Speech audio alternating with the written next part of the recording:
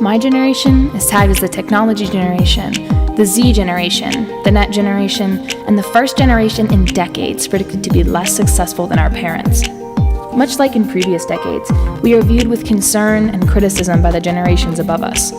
Generations X and Y say we are unmotivated, undereducated, and far too integrated into technology. Many worry for our nation's future in the Cheeto-stained texting hands of today's youth. I have complete confidence in saying that this generation, a generation of thinkers, of doers, will embrace the challenges we face head-on and influence the world in a way that no one could have imagined. Every time a new generation steps to the threshold, they inherit the problems of the past. The troubles that face this unique generation are incredibly immense. Our parents' generation will leave us with a fractured government, crippled by partisanship, a damaged economy, and a wounded environment. I believe my generation is well equipped to handle these battles. We are the most diverse generation in American history. Because of this, we are also incredibly open-minded. From an early age, we are exposed to cultures and viewpoints that are completely different from our own. We possess a social and global awareness that our parents simply do not have.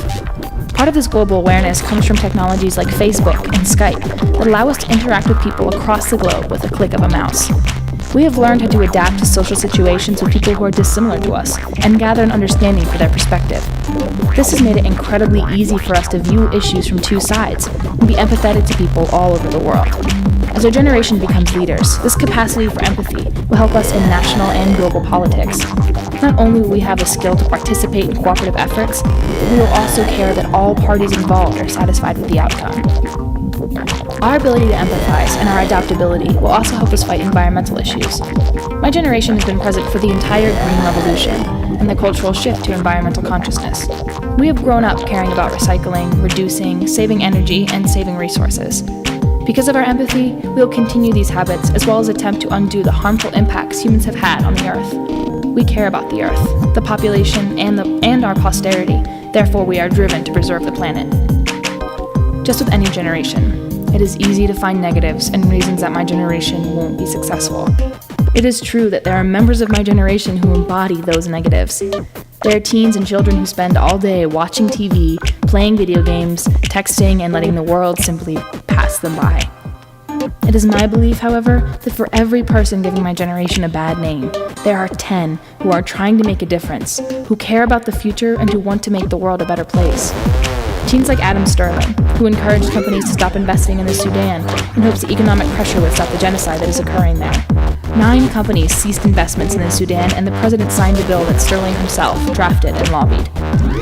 Teens like Pat Pedreja, a 13-year-old boy with leukemia. He traveled across the country and raised $140,000 to help people with illnesses find donors.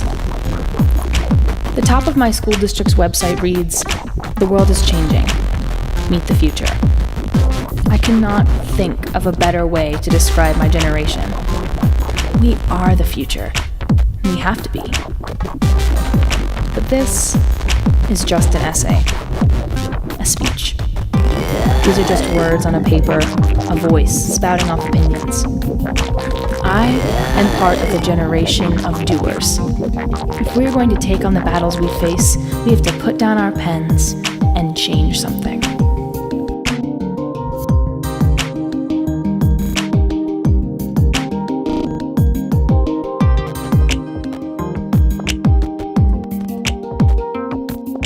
We possess a social and global awareness that our parents simply do not have.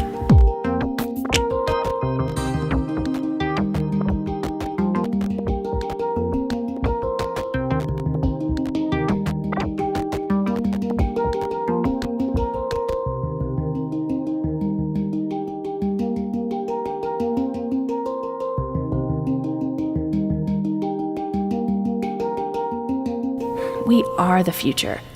We have to be.